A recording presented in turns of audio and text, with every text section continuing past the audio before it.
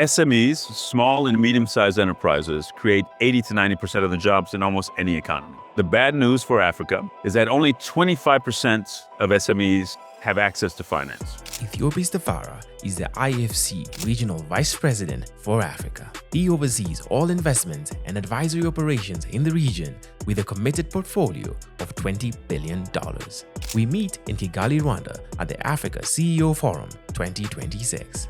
We talk about the new $300 million deal between the IFC and the West African Development Bank and how it will work. It's in essence a way to facilitate our lending to local entrepreneurs and make it easier for them to borrow, not make it harder by virtue of having to take on dollar debt. We speak a little bit about Africa's missing middle and why so many businesses have a low glass ceiling.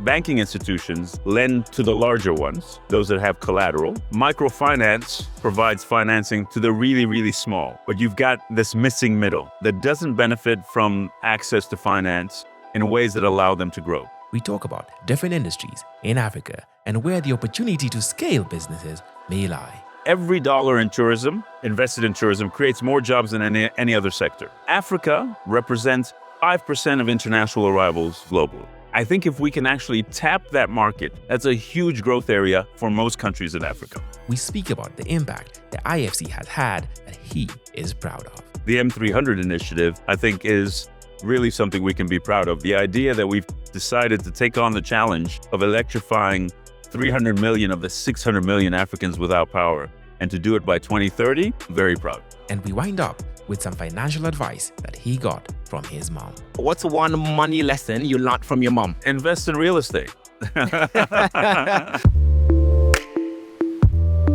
Everybody, thank you so much for watching our content. If you're watching this video, it means you're on the Financially Incorrect channel, and I want to thank you. We have 82,000 subscribers on YouTube right now, and we're trying to get to 100,000. Only 18,000 more to go.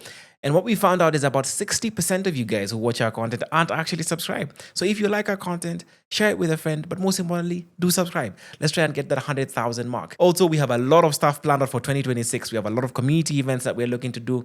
So please keep on our social platforms so that you can be updated when we release new stuff, because this year is going to be big. Hey everybody, welcome back to Financially Incorrect. This is a different kind of episode. You can see I'm holding a mic. We're shooting this at the Africa CEO Forum.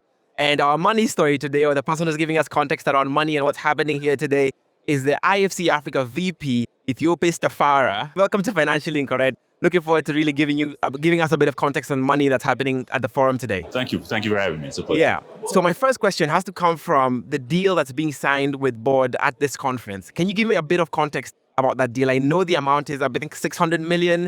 I've forgotten if it's dollars or euros. Up to 300 million. Up to 300 million, yeah.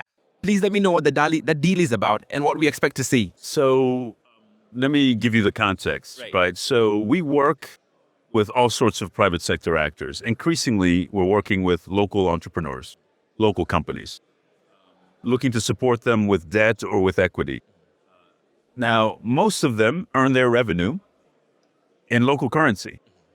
If we give them a dollar debt, which is what we normally do, dollar or euro debt, it creates a foreign exchange risk for them, frequently very difficult for them to bear, right? So we're looking to take away that risk because they earn in local currency to be able to borrow in local currency from us. So what we're doing with the BOAD is we're doing a swap whereby we give them euros and they give us local currency in the CFA zone, right? That allows us to actually extend credit and take equity stakes in companies, local companies, without burdening them with the need to pay us back in dollars. It's in essence a way to facilitate our lending to local entrepreneurs and make it easier for them to borrow, not make it harder by virtue of having to take on dollar debt. Okay. What kind of businesses would be able to access this facility and benefit from the transaction that you have? So we work in all sectors, right? So IFC is a financier in the real sector, so manufacturing, agriculture, services. We're a financier of financial institutions, and we're a financier of infrastructure, all sorts of infrastructure. This largely will benefit all three sectors, but it will largely benefit that first sector, the manufacturing, agriculture, and services sector. A lot of SMEs, a lot of small businesses, a lot of local entrepreneurs who operate in that sector, who we can support, and now we can support using local currency rather than hard currency. Okay. Is there a specific criterion for the businesses within these specific sectors need to meet for them to be able to access this capital? Well, when we work with companies, there are a Right. number of things we look at, right? And I like to say we have a quadruple bottom line. Anything we support has to be profitable, right? We're in the business of productive private enterprise, and an enterprise is not productive if it is not somewhat profitable. The other thing we look at is, do they operate in an environmentally and socially sustainable way? Okay. The third thing we look at is, are we supporting an enterprise that has impact, development impact, creates jobs, addresses a particular need in the country? And then we make sure that the companies we're supporting are climate resilient, that they are organized themselves to take into account climate change and that they don't suffer the consequences of climate change. So that's what we're looking for when we work with a local company. Right. This quadruple bottom line. If you meet that, then we can finance you. Okay. And in fact, I want to pivot from that to talk about scalability right now, right? Because that's even the theme for this particular forum. If you had zero capital, or if you're just starting out in a business, based on your expertise, what businesses are easiest to scale in Africa? You know, I wouldn't put it in those terms. I think you need to think about, you need to look at countries and determine what's the problem I can solve? What's the problem that needs solving? And frequently there are problems that nobody's addressing that if you can solve, creates huge potential, right? The growth is not quite limitless, but it's big. So it really depends on a country by country basis. So it's hard to say there's one particular sector that lends itself to greater growth than others. In some sectors, it may be in the digital space. I mean, some countries, it may be in the digital space. In other countries, it may be infrastructure. In other countries, it may be, food, grocery services. It really, really depends. But the key is, are they solving a problem that remains unsolved and that is important, that has impact? And then the potential is enormous. Okay. Let me see if I can get you to answer this. It's sort of picked on the same question. If you were to pick one, right, from the multitudes of businesses that you advise, that you have seen and have done case studies on, which one do you think you would get into? Well, again, you're not going to like my answer because I'm not going to tell you there's any one company. But I will tell you, for example, if you look at Africa,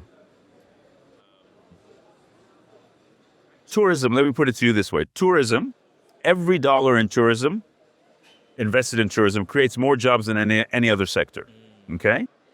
You get 64 million visitors in New York, about the same in London, about 65 in Paris, every year, okay? Africa represents 5% of international arrivals globally on a yearly basis. This is despite huge physical assets, cultural assets, historical assets. So I think if we can actually tap that market, create the necessary tourism ecosystem, that's a huge growth area for most countries in Africa. So I would lean into that. Yeah, that's an answer. I'll take that. You'll take that answer? Good. Answer, yeah. And the next thing I want to focus on actually is, I guess when I was researching for this interview, is looking at what people are referring to as the missing middle, right? We have a lot of very small businesses, very few big businesses. What's your take on the missing middle and what needs to happen for us to have more companies in that sector? I'm glad you asked this question. Yeah. So SMEs, small and medium-sized enterprises, create 80 to 90% of the jobs in almost any economy. The bad news for Africa is that only 25% of SMEs have access to finance. 25%. The problem is that banking institutions lend to the larger ones, those that have collateral, okay? Microfinance provides financing to the really, really small, but you've got this missing middle that doesn't benefit from access to finance in ways that allow them to grow, right? Frequently, these are cash-based businesses. And so you understand, banks look for collateral and they'll extend credit based on what I call a collateral-based approach to creditworthiness. This missing middle, they have no collateral, very good cash businesses. Banks, because it doesn't fit their credit model, tend not to lend to them, yet they're creating the vast majority of the jobs. So what needs to happen? We need to do two things. One, incentivize banks to extend, three things. Incentivize banks to extend credit to this missing middle. But that by itself won't be enough because they won't go all the way into the missing middle. Right. Then we have to identify what I call non-bank financial institutions that are prepared to take an approach to assessing credit that is different from what banks normally do, to assess credit based on behaviors, right? Rather than based on collateral. Right. Right? Right. And you have examples of this around the world. If we can actually support those kinds of financial institutions, we'll be able to further extend credit to the missing middle. Yeah. Third thing we need to do is invest in what I call credit infrastructure. Okay? Credit bureaus. Believe it or not, there are not enough credit bureaus with information that banks and other financial institutions could look to see what is the payment history of this particular company, and look at things beyond payment back of debt. Look at how they pay their bills. How do they pay their utility bills? Are they on time? How do they deal with their telephone bill? All that information is good for the assessment that's necessary to determine whether or not you want to extend credit. Right. Maybe let me see if you can help me define the missing middle for me, right? What kind of criterion describes a business that would be in the missing middle definition? What would I be struggling from?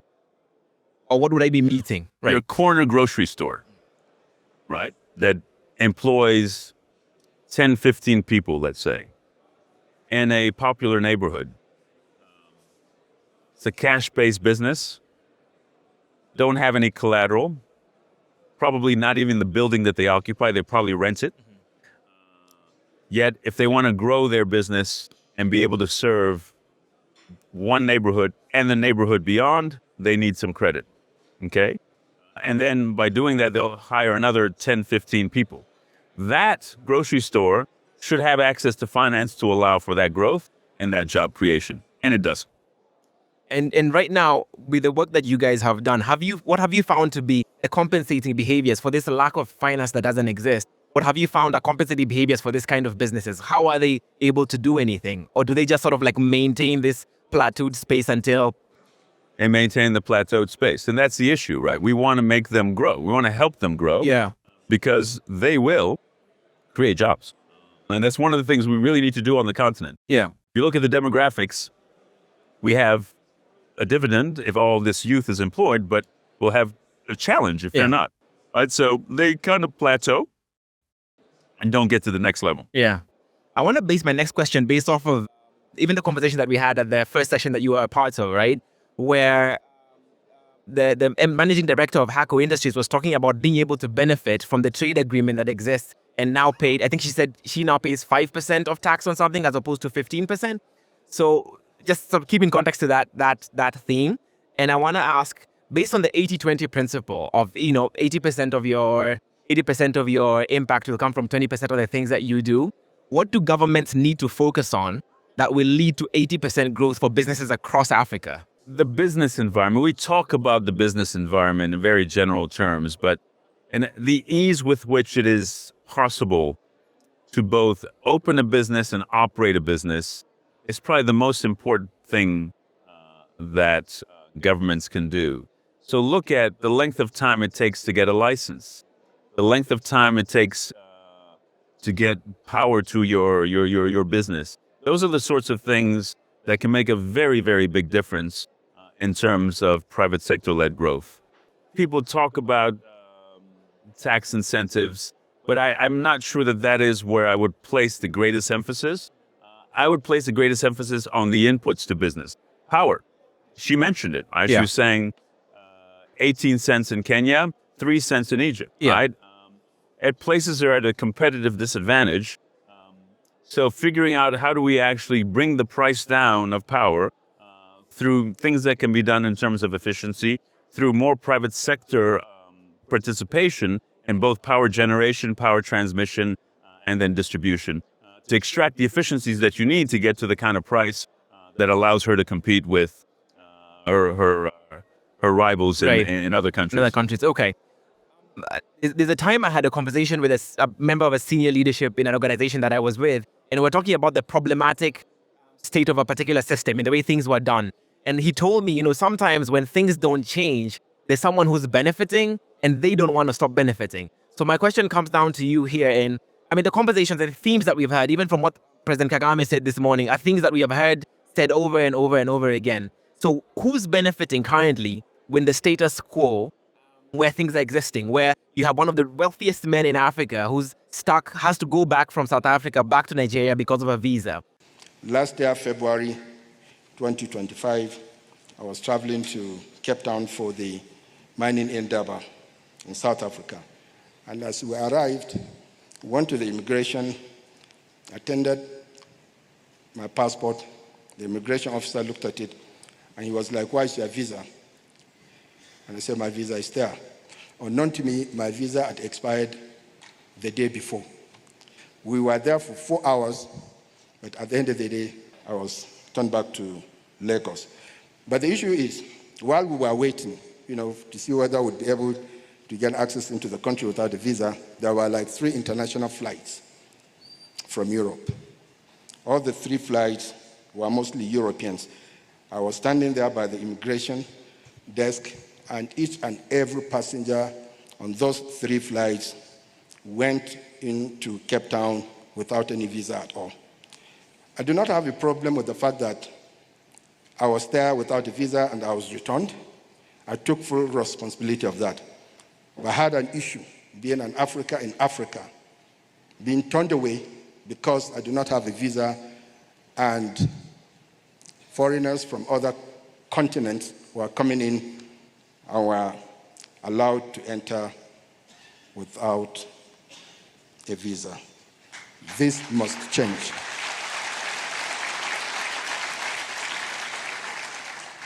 Who's benefiting from the status quo of the ecosystem that we exist in right now? Well, that depends on a country-by-country basis, right? I mean, the system exists, and the system has, as it exists, those who are benefiting from it, Yeah. and those who are not. And that's actually the importance of leadership. Transformative leadership is being able to look at a situation and say, I need to take the steps to change this so that we have a better distribution of benefits across a population. Yeah. Right? And frequently that takes a lot of courage because you're going against vested interests, right? And they will fight back using the means at their disposal. So a transformative leader has to be able to say, I'm going to make this change, and figure out how to make the change despite the vested interests. And sometimes it is a radical move. Sometimes it's gradual, but it really takes leadership to shift things away from the way they are, the status quo, to something different, to the benefit of a larger part of the population. Vested interests will differ country by country. The vested interest in one country that is very much focused on agriculture, very much focused on, you pick the sector, is going to be very different from a country that is, for example, basically tourism country, right? So it depends. It very much depends on a country-by-country basis. Okay. Okay. Based on, again, the work that you've done, whether it's case studies or transformative projects that you've actually been a part of, what are some of the ones that you're proudest of the accomplishments after you got involved, whether it was the IFC, of the consultants? That's an interesting question. So I've been in this job just a year, right? Yeah. So I don't want to claim credit for things that preceded me. Yeah. But there are a number of very interesting projects and transformative projects that IFC has been a part of. Many of them in the infrastructure space, all right, because infrastructure is truly transformative. The Nachtigal Dam in Cameroon, for example, a hydropower facility, was 8 years in the making and many parties involved. But it's the kind of transformative project we'd like to do more of, right? The Benban project, so the Benban Solar Park in Egypt, at the time was the largest solar park in the world. It took a lot of work and a lot of effort on the part of many. Again, transformative in terms of power generation, and as you can see, has had a positive impact on the price of power. Yeah. Rather than a particular project, the M300 initiative, I think, is really something we can be proud of. The idea that we've decided to take on the challenge of electrifying 300 million of the 600 million Africans without power, and to do it by 2030, Very proud. Now, obviously, we need to deliver on that. Yeah. But the fact that we're willing to take on that kind of challenge and pull in other partners to help us with that, Yeah. very proud. Okay. I have to end this conversation. So usually on Financial Incorrect, when we start the interview, I start with a non-money question, but we're going to end with a non-money question on this one. Actually, maybe it's not non-money. So the first one is, what is your African nationality and what's your currency with where you're from? Yeah. So my African nationality is Ethiopian, and of course the currency is the birr. Okay. Last question is, this is the month of May. It's Mother's Day month, Mother's Month. What's one money lesson you learned from your mom? That's an interesting question. Money lesson that I learned from my mother. You know, she was old school. Yeah. So invest in real estate. Okay. That was the lesson. That was the lesson. Do I heed it? In part. Yeah. Because I think you can use your money in other ways and actually do as well, if not better. Yeah. Okay. Thank you very much for coming to Financial Thank you Incorrect. very much. I appreciate your time. Thank you. Thank you.